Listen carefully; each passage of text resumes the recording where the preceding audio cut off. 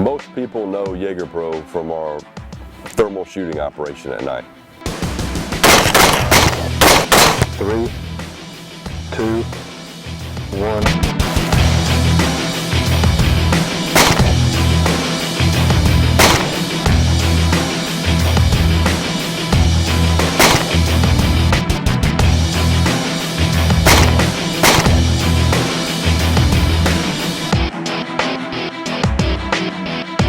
Spending a majority of my adult life as a soldier, I thought that we could solve the problem with a rifle first. And where we were very effective at doing that, not everybody has the same amount of money to invest, or the same amount of time being up all night, or the same amount of skills. And most of my guys come from the Army Marksmanship Unit. You know, we shot for a living.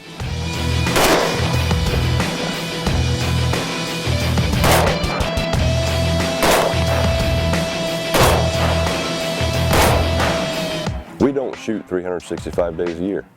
We try and use the best technology and the best methodology depending on the food source. We caught the whole entire sounder over here on this particular bait site. They're going to pick everything up, transfer it back over to the other side, and try and catch another group that we have coming to bait. Perfect location.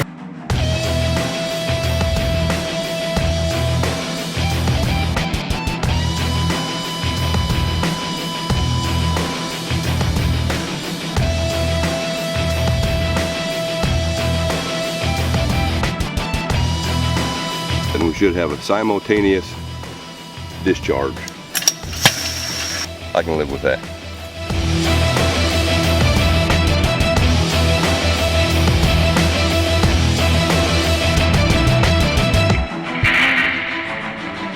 And it's really the same strategies that we use against a two-legged enemy.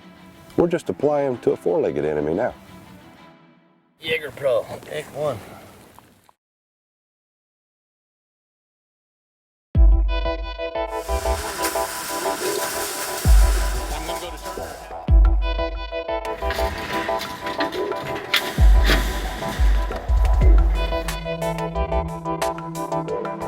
When we started approaching the trapping, you know, we looked at the ways that, you know, Wildlife Services, Department of Natural Resources do things, and we found that, you know, the smaller box traps, the smaller openings, we weren't getting the results we wanted.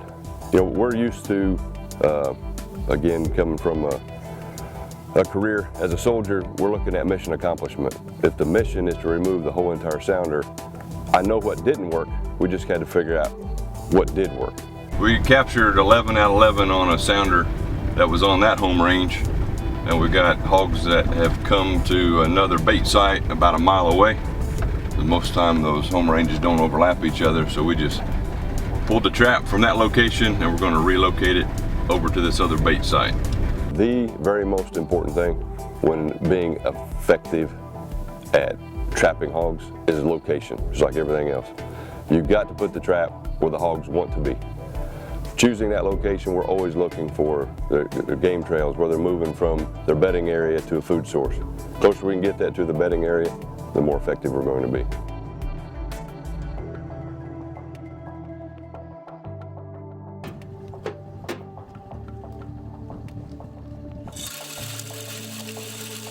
We don't build the trap and have the hogs come to the trap. I want to put a bait source out there first. I want them to come into a feeder. If I can get them consistently coming to a bait site, that's half the battle. Then the next half of the battle is getting them to trust the enclosure.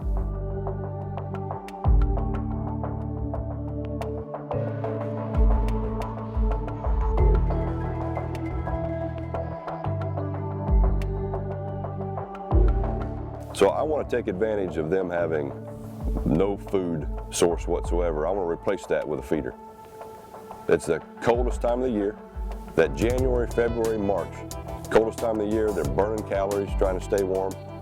That's when we can decoy them into the feeders. All right, on this particular bait site, what we've got is a cliff to our left and right, and an old road bed coming here. And they follow that road bed. There's a good trail leading up to the feeder, and there's another good trail coming down this side here. So they have to walk through this area. They found the bait real fast, and we have two good angles of approach. So we're gonna put a double gate in and It's a perfect natural pinch point. Yeah. They got to come through here. I don't care if there's just one sow and 6 pigs. We still build it the same. This is something that I think is very important to being successful, especially when you got a lot of adults, is that hogs do not like to step over a threshold. So we're gonna bury the threshold, so it's just like they're walking through where they've been coming here 100 times.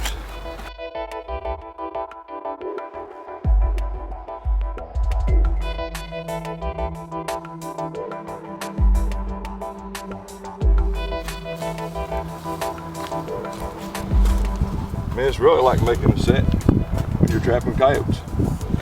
And we found by building a larger enclosure and even buying just regular cattle panels or combination panels, that didn't work. Well, generally what we do is we tie these panels together, 3 of them, which creates one 45-foot long panel. We tie it to the side of the gate and then bend it around. We'll do the same on the other side. Then we'll seam these 2 45-foot long pieces together, which gives us a 90-foot long panel. We'll round it out, get the high spots knocked down, get it good and round, then we'll stake the far side with a T-post and work our way around. That way we end up with a nice round trap instead of being, having 3 or 4 feet of extra wire, or worst case, a foot short when you get to the other side. We place our posts every 9 spaces. Whenever we have a splice, we're going to put it in between, so we got support from both sides. Whenever we have it on a splice in the middle, we're going to put it in the center, so we're able to grip the horizontal and the vertical on the panel for more strength.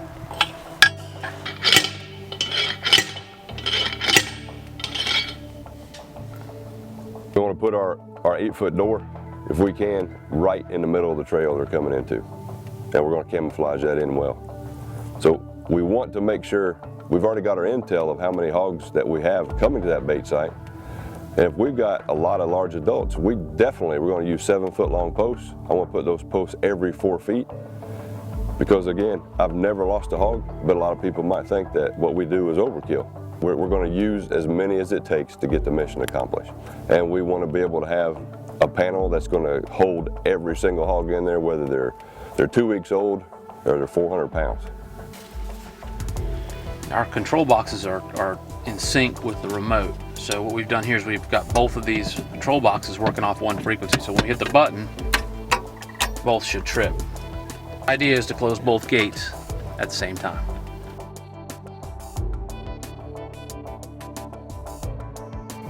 I want to make history. The things that we're working on right now has never been done in wildlife control and hog control. I want to make hog control to where anybody can be effective and efficient at capturing that whole entire group.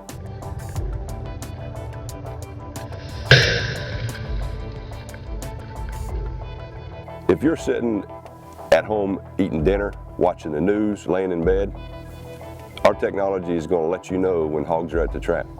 And you can go to your phone, go to your computer, and look at it and say, hey, all 12 hogs are there. And it's a matter of pushing a button. You can be laying there in your pajamas and push the button to catch the hogs from your bed. 100% success. You're not wasting fuel. You're not wasting time. That's what we want to be able to bring to the United States and help solve this feral hog problem.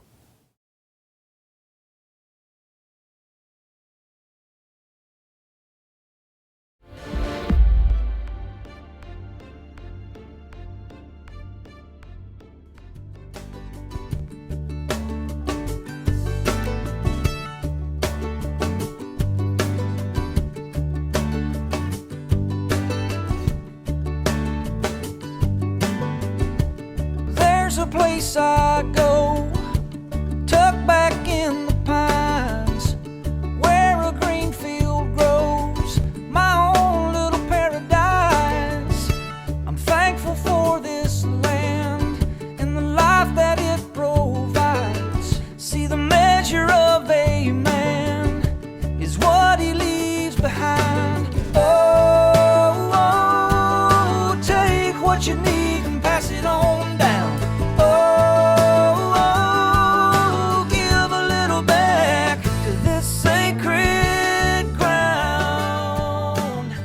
Sometimes you just got to get on old Checky. Let him loosen up a little bit. I am what I am. If you sit me down, I'm gonna talk like this. Get trails in pine plantations, nothing can be better. That'd have been good if he hadn't have just bulldozed the camera.